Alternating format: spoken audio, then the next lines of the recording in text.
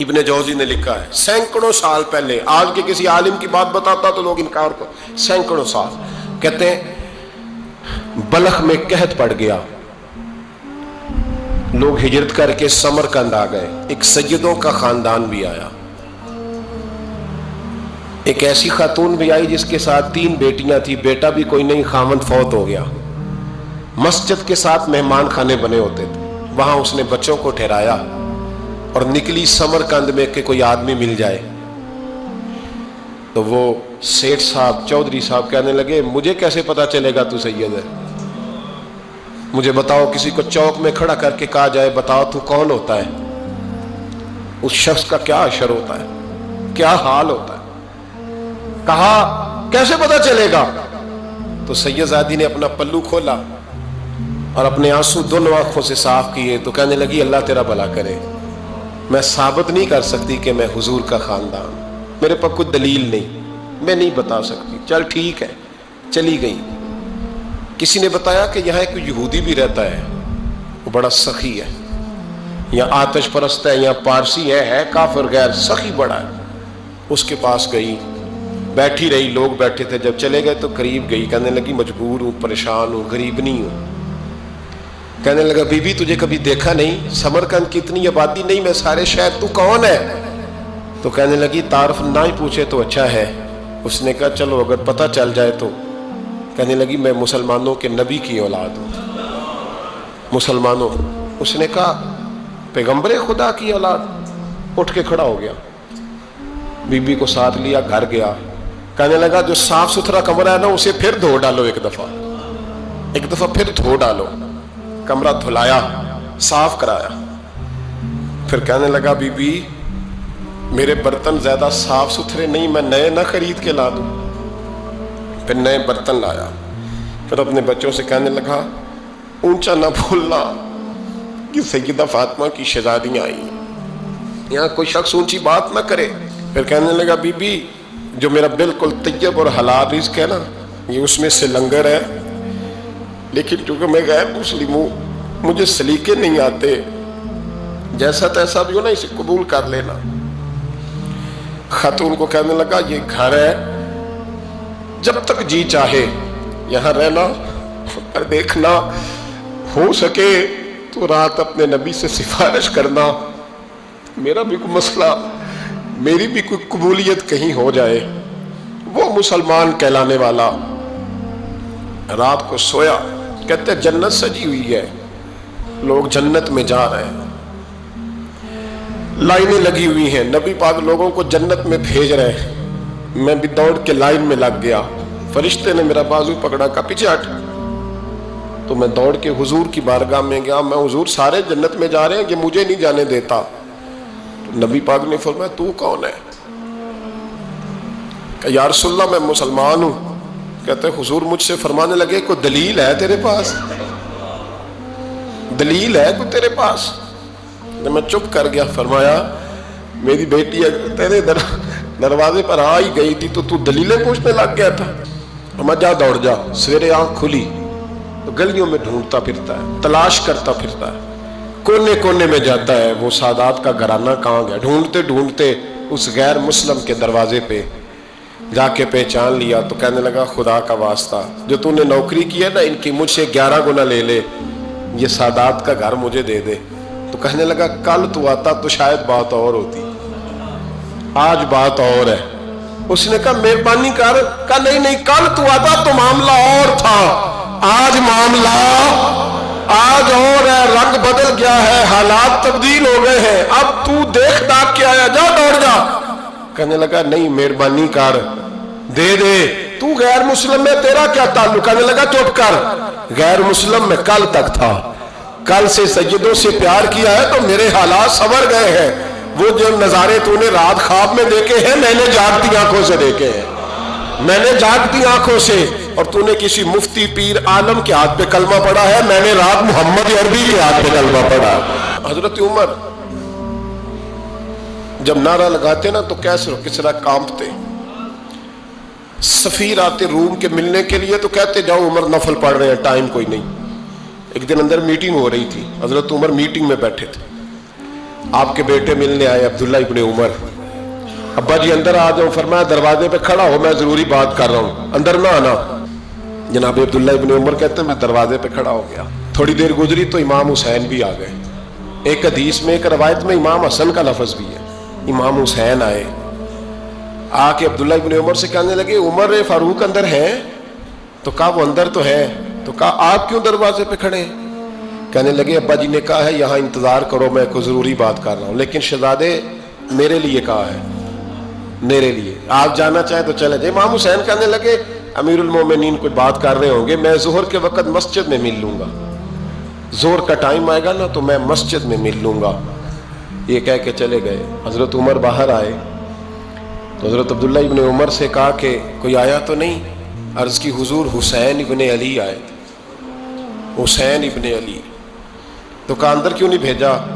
कहा मैंने कहा था बेशक चले जाएं, लेकिन वो कह रहे थे कि मैं जोहर के वक्त मस्जिद में मिल लूंगा। तो सैयदना उमर फारूक फरमाने लगे अब्दुल्ला तुझे तेरी मार होए, हुसैन को क्यों वापस भेजा?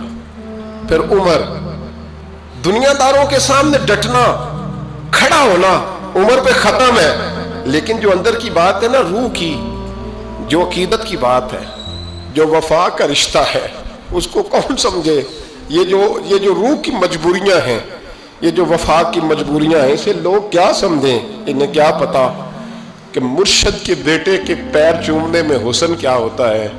इन्हें क्या पता कि जब उस्ताद का बेटा घर में आता है तो दिल करता है मकान बेच के इसे दे दें, इसके बाप की नेकियां बड़ी हैं। जनाब उमर फारूक दौड़े गए, इमाम हुसैन के दरवाजे पे दस्तक दी। इमाम हुसैन बाहर रखा, शहजादे यार मिलने आए थे, तो बगैर मिले क्यों आ गए? अर्ज की कि आप मसरूफ थे, आपके अपने बेटे भी दरवाजे पे खड़े थे, तो मैं वापस आ गया। इमाम हुसैन कहते उमर जज्बात में आ गए, सर से पगड़ी गिर गई, कहने लगे हुसैन मेरे बेटे का और हुसैन का क्या मुकाबला? क्या उसकी माँ का नाम फातिमा ज़हरा है? क्या उसकी नानी का नाम खदीजतुल कुबरा है? क्या उसके नाने का नाम मोहम्मद मुस्तफ़ा है? और फिर सर से पकड़ी उतरी थी, अपने बाल जोर से पकड़ लिए, कहने लगे हुसैन मैं ना मक्के में ऊंट चराया करता था और डंडों से मार खाता था अपने बाप से। ये जो आज सारी दुनिया में उमर के नारे लगते हैं, ये तेरे नाने का सदका है। शहजादे मेरी वफा और मेरी वफा में जब तेरा दिल करे ना दौड़ के आ जाया कर। उमर तो लोग, एक दिन इमाम हुसैन ने आके ना जनाबे फारूक आजम से कहा, खुतबा दे रहे थे बच्चों की, कभी शुरू में पता नहीं क्या बात आई इमाम हुसैन के दिल में, कहने लगे उमर नीचे उतरो, ये मेरे नाना का मिंबर है। तो हजरत सैयदना उमर, सुनो कभी मेरा भी बच्चा आ जाए तो मैं कहता हूँ इसको पकड़ो यार, बच्चों को तो नहीं ना जुम्मों में मतलब जिक्र किया जाता, उतरना मेरे नाने का मिंबर है। जनाब उमर उतर के नीचे खड़े हो गए, तो कहा जाके अपने नाने के मिंबर पे बैठ। तो हजरत उमर रो पड़े, कहने लगे शहजादे मेरे नाने का मिंबर ही कोई नहीं है ही नहीं, ये मिंबर ये मुसल्ले ये तेरे नाने की शान है, मेरे नाने का कोई मिंबर नहीं, तेरे ही नाने का मिंबर है। थोड़ी देर खड़े रहे तो इमाम हुसैन कहने लगे अच्छा कोई नहीं आपके नाने का मिंबर का नहीं, कहा चलो फिर मेरे नाने के मिंबर पे बैठ जाओ, चलो खैर है, कोई नहीं आपके नाने का, कहा नहीं, तो कहा कोई नहीं फिर मेरे नाने के। जब हजरत उमर बैठे तो बड़ा शानदार जुमला का फरमाने लगे, मैं मिंबर पर मर्जी से नहीं बैठा था, मुझे अबू बकर ने बिठाया था, और फिर हुसैन के कहने पे मैं उतरा हूं, अब मुझे हुसैन ने बिठाया है, अब किसी की जुर्रत है तो उमर को उतार के दिखाए, अब मैं हुसैन का तेरी नस्ल पाक में। यार कितनी बेशर्मी की बात है, लोग इमाम हुसैन को बागी कहे। वो हजरत इमाम आजम एक बाग में बैठे थे, शागिर्द साथ थे, तो किताबें बिखरी हुई थी, कुछ लिखा जा रहा था, बिखरी हुई थी किताबें। इमाम मोहम्मद भी बैठे थे, इमाम अबू यूसुफ, कई और शागिर्द बैठे थे। तो जब लिखते हैं ना ये लोग तो हवालों की तलाश होती है, किताबें बिखरी हैं, सफ़े बिखरे। बच्चे गेंद के साथ खेल रहे थे, तो गेंद अचानक बाग में आई, तो एक छोटा सा बच्चा गेंद लेने आया, तो इमाम आजम उठ के खड़े हो गए। वो बच्चा गेंद लेके चला गया, किताबें सारी फिर बिखर गईं, जो गोद में रखी हुई थी वो भी नीचे गिर गई, कुछ सफ़े भी गिर गए। थोड़ी देर के बाद वो बच्चा चला गया, इमाम साहब बैठ गए, फिर आया, गेंद گری آ کے باغ میں، وہ پھر بچہ لینے آیا، وہی بچہ، امام صاحب پھر کھڑے ہو، وہ کئی بار آیا، جتنی بار آیا کھڑے ہو گئے۔ کئی لوگ صبر نہیں کر پاتے، جلد باز ہوتے ہیں آج کل کے شاگردوں کی طرح، تو ایک شاگرد بول پڑے، کہنے لگے حضور وہ تو بچہ ہے 100 دفعہ آئے گا، اب 100 دفعہ کھڑے ہوں گے۔ فرمایا تو 100 کی بات کرتا ہے، یہ 1000 دفعہ بھی آیا تو میں کھڑا ہوں گا۔ کہا حضور بچہ ہے آپ کیوں کھڑے ہو گئے؟ فرمانے لگے معمولی بچہ نہیں، میرے استاد کا پوتا ہے، تو جس نے مجھے اللہ رسول کا نام بتایا اس کا پوتا ہے تو میں کھڑا نہ ہوں۔ اگر استاد کے پوتے کا یہ ادب ہے تو بتاؤ محمد عربی کے نواسے کا کیا ادب ہے؟ رسول اللہ صلی اللہ علیہ وسلم۔ لوگ سمجھتے ہیں ہم قائل نہیں ہیں وہ والی شہادت بیان کرنے کے جس میں کہتے ہیں ہائے حسین تو سکینہ تو زینب۔ ہمارے بزرگوں نے ہمیں یہ سبق، ہمارے بزرگوں نے ہمیں بتایا کہ امام حسین کی شہادت اس طرح بیان کرو کہ نوجوانوں میں جذبہ جہاد پیدا ہو، عورتیں صبر کا پہاڑ بن جائیں، اس طرح شہادت ہم وہ والی۔ لیکن ایک بات ضرور ذہن میں رکھیں، یہ جو لوگ کہتے ہیں نہیں بڑے مظلوم تھے پانی نہیں آ سکا، میرے سے حوالہ دیکھے جس نے دیکھنا ہے، میرے سے حوالہ دیکھے، میرے سے۔ حضرت امام حسین میدان کربلا میں تھے تو تھوڑی سی جگہ کھود کے نا امام حسین نے تو خندق کھودی۔ خندق کھودنا عرب کا رواج تھا، مدینے میں بھی خندق کھودی گئی، اس کا نام ہی جنگ خندق۔ تو خندق کھود کے نا آگ جلائی جاتی تھی، یہ حفاظت کا ایک ذریعہ تھا تاکہ دشمن نہ آئے۔ تو امام حسین نے اپنے خیمے کے سامنے خندق کھود کے اس میں آگ جلائی تاکہ پردہ رہے، عورتوں کے پاس کوئی دشمن نہ آئے۔ تو ایک شخص سامنے کھڑا ہو کے کہنے لگا حسین تو نے دنیا میں ہی آگ جلا لی ہے؟ معاذ اللہ ثم معاذ اللہ، کہنے لگا آگے تو آگ ملے گی، یہاں جلا لی ہے؟ تو امام حسین کہنے لگے میں حکم دیتا ہوں آگ کو کہ تجھے ابھی پکڑ لے۔ لوگ کہتے ہیں مظلوم تھے، میں حکم دیتا ہوں آگ کو تجھے ابھی پکڑ لے۔ یہ لفظ امام حسین نے کہے، میں 3 کتابیں تو میری لائبریری میں ابھی ہیں جن میں حوالہ ہے، 3 کتب سے، اور آج کل پرسوں کی کتاب نہیں، سینکڑوں سال پرانی۔ جب کہا نا میں حکم دیتا ہوں تو وہ آدمی گھوڑے سے نیچے گرا، گھوڑے سے نیچے گرا، اور گھوڑے کی رکاب کے اندر اس کا پیر الجھا، گھوڑا ڈر کے اتنا دوڑا کہ جا کے اس آدمی کو آگ میں پھینک دیا۔ امام حسین کے سامنے جل کے مر گیا۔ یہ حسین ابن علی ہے، یہ ابھی حکم دیتے تو فرشتے ابھی آ جاتے، یہ ابھی بات کرتے تو ساری دنیا کی فوجیں ابھی اکٹھی ہو جاتی، یہ ابھی حکم دیتے تو ابھی آ جاتے۔ اور سنو، اگر جناب اسماعیل کے لیے دمبا آ سکتا ہے تو وہ تو حضرت ابراہیم کے بیٹے تھے، اور یہ تو مصطفیٰ کی اولاد ہے، ان کے لیے کیا کچھ نہیں ہو سکتا؟ لیکن امام حسین نے پسند کیا تھا کربلا کے جہاد کو، اس کو پسند کیا تھا مولا علی نے، وہ اپنی پسند پہ تھے۔ کوئی آدمی اس طرح نہ بیان کرے کہ بڑے مظلوم تھے تو بڑی مشکل میں تھے تو بڑا روتے تھے بڑے، اور کوئی شخص ایسی بات، یہاں تو تماشا لگ گیا ہے، تماشا لگ گیا ہے۔ ایک وہ ہے جو آج کل کہنے بس جی وہ تو 2 شہزادوں کی جنگ تھی، انہیں بھی شرم نہیں آتی، اور ایک ممبروں پہ چڑھے ہوئے ہیں، چہرے پہ داڑھی کوئی نہیں، سر پہ ٹوپی کوئی نہیں، بازاری سا انداز ہے، کبھی دوڑ کے ادھر جاتے ہیں، کبھی بھاگتے ہیں، کبھی کہتے ہیں اونچا بولنا، پیروں پہ کھڑا ہونا، یہ لوگ بیان کریں گے امام حسین کی بات؟ یہ لوگ بیان کریں گے؟ بیبیوں کے مصائب پڑھ رہا ہوں، وہ اور بیبیاں ہوتی ہیں جو ہائے ہائے کرتی ہیں، واہ ویلا کرتی ہیں، یہ میرے نبی کا خاندان ہے، یہ میرے نبی کا خاندان ہے، نبی کا خاندان۔ میں حوالہ دکھاؤں گا، مجھ سے سنو حوالہ۔ حضرت سیدہ زینب نے سارے جنازے دیکھے، بھتیجوں کو، بھانجوں کو، سب کو شہید ہوتے دیکھا۔ عورتیں ڈرتی میت کو ہاتھ نہیں لگاتی، چیختی ہیں بیویاں، لیکن حضرت جناب زینب نے پتہ کیا دیکھا تھا؟ وہ سننا ذرا۔ امام حسین کی لاش مبارک کربلا میں پڑی تھی، اور امام حسین کا سر کاٹ کے نیزے پہ چڑھایا گیا تھا، اور وہ بیویوں کے سامنے خالی سر چل رہا تھا، اور سینکڑوں میل کا سفر کر کے دمشق کے بازاروں سے گزرتا وہ سر گیا۔ آج میں سر کی بات نہیں کرتا، سر کی، آپ مرد ہیں، جوان ہیں سارے، یہاں کسی کا کٹا ہوا ہاتھ پھینک دیا جائے نا، ہاتھ تو لوگ چیخے مار کے دوڑ جائیں گے، بلکہ ہاتھ تو دور رہا، کسی کی انگلی کاٹ کے یہاں پھینکی جائے تو لوگ چیخے مار کے مرد دوڑ جائیں گے۔ لیکن کٹا ہوا سر دیکھا، لاشیں دیکھے، یزید کا دربار آیا، بی بی صاحبہ کو نا ایسے عورتوں نے اپنے حالے میں لیا ہے، سیدہ زینب وہاں بیٹھ گئیں، تو جب بولا نا یزید دربار میں، کہنے لگا کہ دیکھو اللہ نے عزت والوں کو عزت دی، معاذ اللہ ثم معاذ اللہ، اور میرے مخالفین کا کیا حشر ہوا جب اس نے دیکھیں نا، ایک آدمی مجبور ہے، مقہور ہے، اتنا لمبا سفر ہے، غربت ہے، پیاس ہے، بیماری ہے، کیا انداز ہے جب اس عالم میں یزید کے دربار میں اس نے گستاخی کی امام حسین کی. یہاں لوگ کہتے ہیں کسی کو کچھ نہ کہو، کیوں نہ کچھ کہیں؟ جو سیدنا امام حسین کے بارے میں بات کرے گا زبانیں کھینچیں گے اس کی، جو صحابہ کے بارے میں بات کرے گا ہم کرنے دیتے ہیں. یہ کیا بات ہوئی؟ گستاخی کرنا، بے ادبی کرنا، یہ کون سا دین ہے؟ یہ تو تم بے دینی پھیلا رہے ہو. سنو، جب اس نے بے ادبی کی تو سیدہ زینب چپ نہیں رہی، بلکہ حضرت زینب بولی اور کھڑی ہوئی اور آپ نے تلاوت کی قرآن مجید کی اور آیتیں پڑھی، کہنے لگی وَتُعِزُّ مَن تَشَاءُ وَتُذِلُّ مَن تَشَاءُ بِیَدِکَ الْخَیْرُ. اور آپ فرمانے لگی یزید تو کہتا ہے تیرے مخالفین پسپا ہو گئے، تجھے عزت ملی. آپ فرمانے لگی یہ تیرا دربار ہے نا، یہ تیرا سجا ہوا ہے نا، تیرا اس وقت ڈنڈا چلتا ہے نا. فرمانے لگی چند سال ٹھہر جا، تیرے اوپر لوگ لعنتیں برسائیں گے.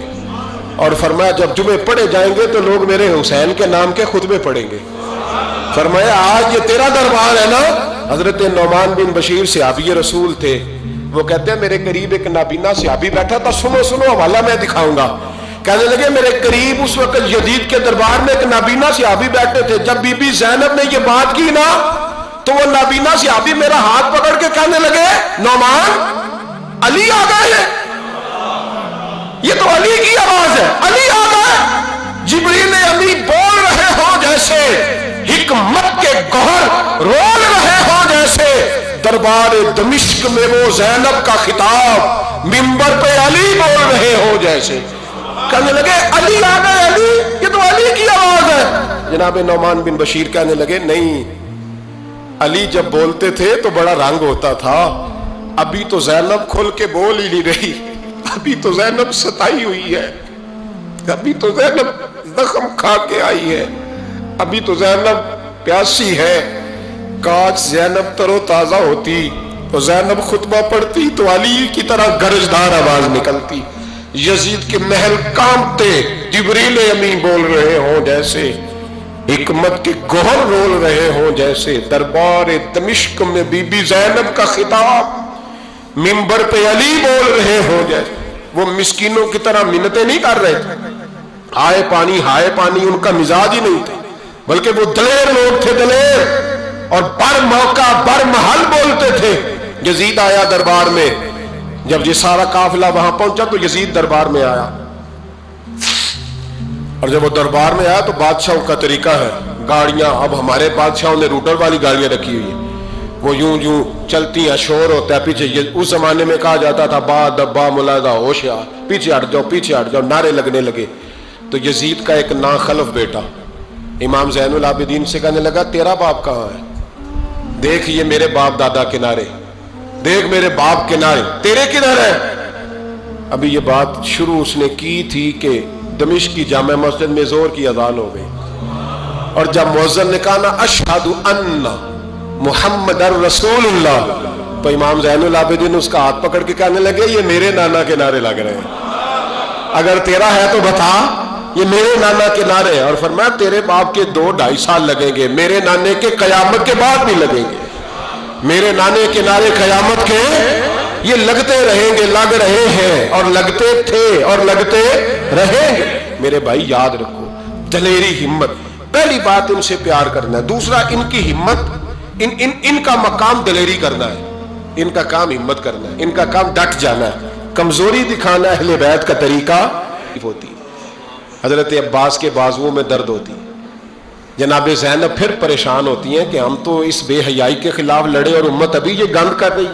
جو چوکوں میں کھڑا ہوتا ہے نا عورتوں کو تاڑتا ہے، وہ یزید کے طریقے پہ عمل کرتا ہے. یہ دلائل ہے. آپ سوچ لیں، اندازہ کر لیں کہ ہم نے کس جماعت میں کھڑے ہونا ہے. اس لیے گند سارا نکالیں. امام حسین کا ایک پیغام آج اپنانا بڑا ضروری ہے. امام حسین نے سر سجدے میں کٹایا اور قرآن کی تلاوت نیزے کی نوک پہ بھی جاری رہی ہے. اس لیے آج کم از کم 10 نفل امام حسین کی سنت سمجھ کے ضرور پڑھیں گے انشاءاللہ. جنہوں نے روزہ رکھا ہے بڑا اچھا کیا ہے، چلو جو نہیں رکھ سکے پھر بھی نفلی ہے، کوئی فرض نہیں. कम अज कम 3 दफा सूरत यासीन की तिलावत आज जरूरी है इमाम हुसैन के लिए। करेंगे इंशाअल्लाह ताला। अगर वो नेज़े की नोक पे पढ़ सकते हैं तो आप उनकी खातर भी तो पढ़ ही सकते हैं ना। तो बहुत जरूरी काम आज नफल पढ़ना है और बहुत जरूरी काम आज कुरान पाक की तिलावत करना। करेंगे इंशाअल्लाह ताला।